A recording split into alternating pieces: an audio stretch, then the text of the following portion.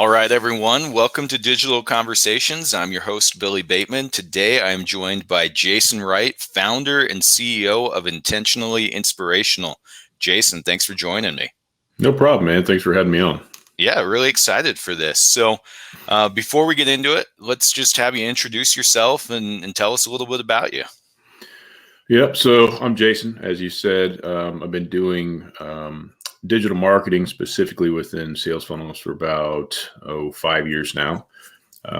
It's been an interesting journey, very, very interesting journey, but we've kind of niched down and found our groove. So I work with people on their digital marketing strategy and the architecture as well, and focus on doing so in a language they can actually understand. What a concept, right? Yeah, no, for sure. I think in digital marketing, you get into it and like there's all this jargon and acronyms, and somebody new comes in there like, what the hell are you talking about? Oh yeah, they get overwhelmed right away. So. Yep. So tell us a little more about Intentionally Inspirational and what you guys do. Yeah, what's unique about us, when I got started with this, people always said, "Oh, you have to pick a niche. You have to pick a niche," and it can be very intimidating and overwhelming for people to hear that and try to say, "What's my niche? What do I do? I don't know what to do." Mm-hmm. So over time, we've actually niched down by platform and not with a specific industry or anything like that. Okay. So it's kind of like if you want to work with us, we're using our marketing stack, period, and it works really well. Yeah. Active Campaign is probably the platform that most people come to us for. So that's the back end of the sales funnel. That's the foundation where the magic happens. So that's a big one. ClickFunnels and Zapier would be the other ones as well. So awesome. Yep, that's the main focus. And like I said, we help people not only with the strategy, but the kind of the execution of that strategy as well. Yeah. So what are you guys seeing as successful strategies using those tools? Like what works for people? Yeah, I mean, it seems like regardless of industry, if you can get a good email growth strategy as far as continually growing the list, and then how do we engage this list constantly? Like, how do we use the list? That seems to be an area a lot of people get hung up. And I relate it to a conversation with a new neighbor, right? Billy, if I move in next door to you and I say hi the first day I move in, I don't speak to you for a year. Then I come over and I'm like, "Hey, bro, can I borrow your table saw?" You're going to be like, "Who are you?" No, you're not going to borrow my table saw. And that's what people do with their list. They either try to sell them something or they don't know what to say, so they say nothing at all. And it's almost worse to say nothing at all than to say stuff that may not seem as relevant. So what we do is we say, "Hey, why don't we take that opportunity and build relationships, keep them ongoing? We get better feedback, better engagement, ultimately more sales, and it's more engaging for the audience as well." So that's really what we focus on. And a good strategy is going to have a mix of automation and the manual, weekly or regular emails as well. I'm a believer that you can't replace those. You can't completely take away that human touch. And the reason why is the market changes, things change in your business, things change that you focus on, et cetera. So it's just a more engaging, more effective way to do it. Yeah. So let me ask you a couple of questions around the email. What type of cadence do you guys find to be the most effective? Is it once a week, twice a week, once or twice a month? What do you guys find? Yeah, there's a lot of opinions on that. I roll with the once a week. I know some people go 2 or 3 times a week. And I had this conversation about a week ago with somebody. I said, "I don't care how much I like you. I don't want to hear from you 3 times a week." But everybody's got their own tolerance for that, their own opinion, their own thoughts. But I would say somewhere between once a week and twice a month is probably the place most businesses want to play. So okay. Because otherwise they'll forget about you. They'll forget about you if it's once a month or longer. So I agree 100%. Once a month is not enough for sure. And 2 to 3 times a week, I think, if somebody's really engaging with your content, it works if you can get that insight. Like, okay, every time I send Jason an email, he opens it and half the time he follows the link, and he's buying stuff. Like, let's just keep sending Jason, 2 or 3 emails a week and ride that pony. But if he's not, like, I'm probably going to unsubscribe if I get hit up 3 times in a week from somebody that I've got on their mailing list. I'm like, I'm not that interested. So, okay. So, and then with the messaging on those, so like, what type of clients do you guys typically work with? Are you B2B, B2C? Where do things fall for you guys? Yeah, so the clients we would work with would be all the above. So digital products, physical products, services, info products. I guess the same as digital products, but one of those or a combination of those. So it's really Yeah. fascinating because our ideal client comes in and falls more into a they make this much revenue a year or more type of role. They know Uh-huh. who they're serving, they know how to make money. They realize that the back end of their funnel is broken, right? If they've got a new lead and they don't close it, they're like, now what? Or Yep. we have this huge list of 900,000 active contacts and we have no idea what to do with it, that kind of stuff. So it's Yeah. really interesting because the industries and stuff vary a lot, which is actually advantageous for us because we can see kind of what's working across everybody and what's more industry specific, et cetera, et cetera. Yeah. So let's dig in on that a little bit. Because that happens a lot. You get a new lead. Hopefully you can, like if you're using a product like ours, maybe that came in through a bot and you can chat with them right away or let them book a meeting with you if it's more of like a B2B sell. Um, but that doesn't always happen even with the bot, like maybe they have a conversation. They're like, hey, I'm interested in this. Like, please contact me. You're trying to get back to them as soon as you can. That doesn't always happen. What should we be doing on an outreach side of things? What do you guys see as successful on that follow-up cadence? Yeah. So are we talking about specifically within bots or just in general? Just in general, like I get a lead, I want to get a hold of them in like 48 hours is my window that I really want to get a hold of them or have them purchase something, depending on whether I'm B2B, B2C. But I don't, like nothing happens after that first window. Yep. What do you guys find is successful in keeping that lead alive and eventually turning them into a customer? Yeah, so if that lead in that example kind of goes through whatever your automated process is for follow up and that type of thing, it doesn't happen.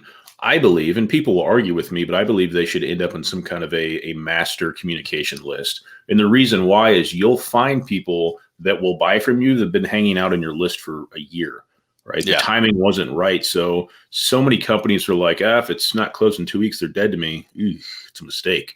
It's a big mistake. So you have to say, how can I continue this conversation with this person because now they're a member of my audience in some capacity. And if every business focuses on growing that audience, I mean, it's just gives you so many more potential people to tap into in the future. So I guess the big takeaway here is find a way to continue that conversation. Okay. Okay. And then if you guys are looking at somebody, you're helping them understand. You guys do a lot of different industries, so you've got to understand your customer's customer. Yep. Where do you guys start with your research for that?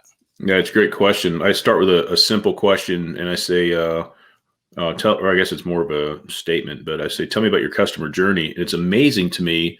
Sometimes I'll work with very successful people financially, and they're like, I have no idea what you're talking about. So I'm like, okay, somebody discovers your brand, then what happens? And they're like, I don't know. I've never thought about it. So getting people to understand kind of what that looks like is a big step. And what's interesting, especially when you use a tool like Active Campaign, you really dig down with the data, you'll outline what you think the customer journey is, and you'll get new customers that'll show you that is in fact something different. So it's very, very fascinating. But once you understand that customer journey, you can focus every piece of your marketing and every effort on moving people forward in that process. You shouldn't market just because you promised yourself you would do it every week. You should have some kind of a purpose with the content you're putting out there. So Jason, let me ask you this: just marketing in general. Like, where do you see the pitfalls? Like, a new customer comes to you. Mm-hmm. What's the most common thing that you're like, hey, you're not doing this very well, and we can really help you with it?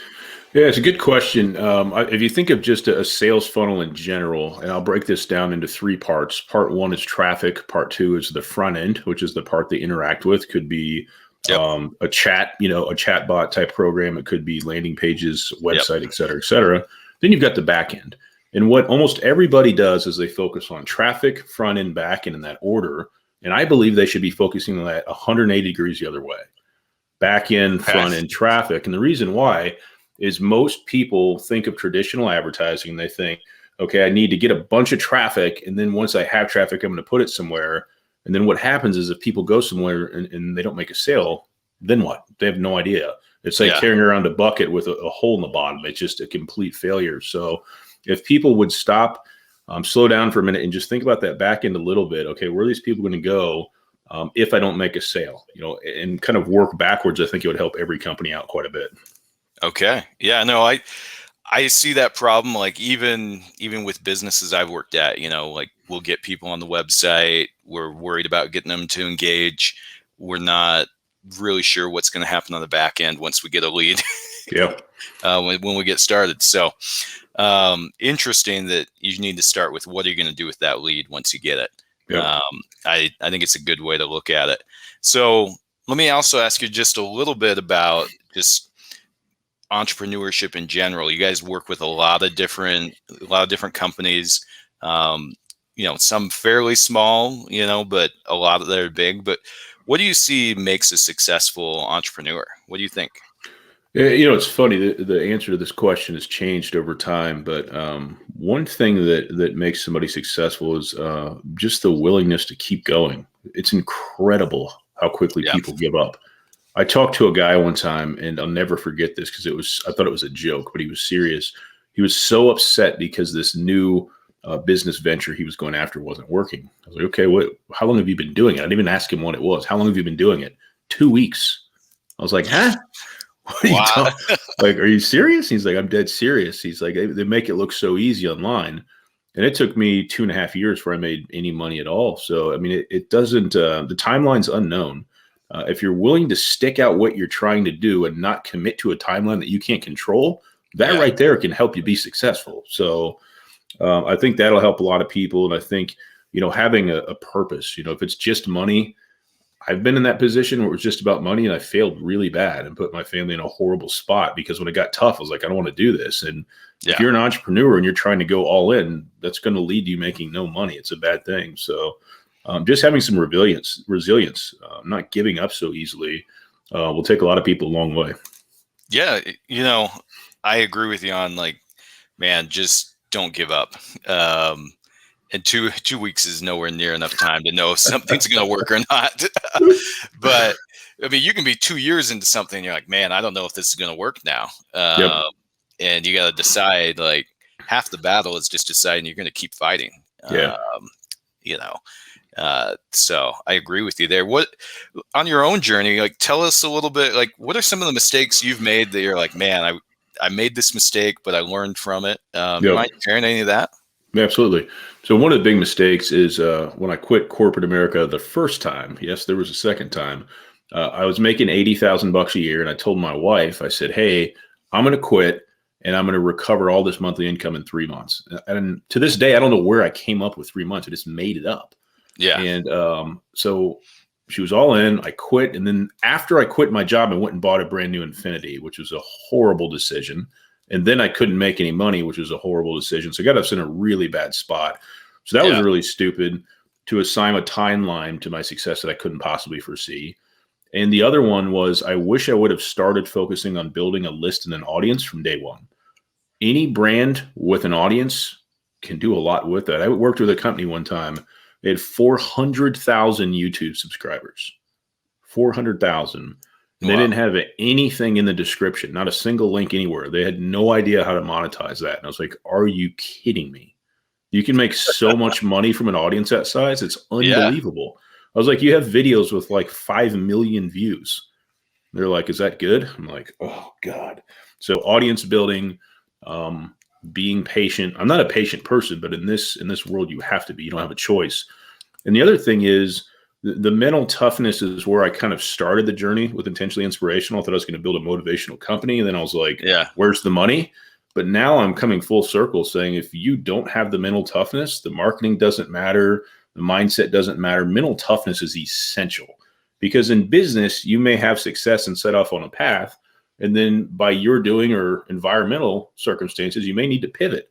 And sometimes that means taking 3 steps backwards to go 100 steps forward. So just because things are going great for a while doesn't mean you can't go back to almost square one sometimes. Yeah, no, I think those are all really good points. The mental toughness, you got to have it. Building the list, I agree. The first mistake that I've made as well is not building that list from the very beginning.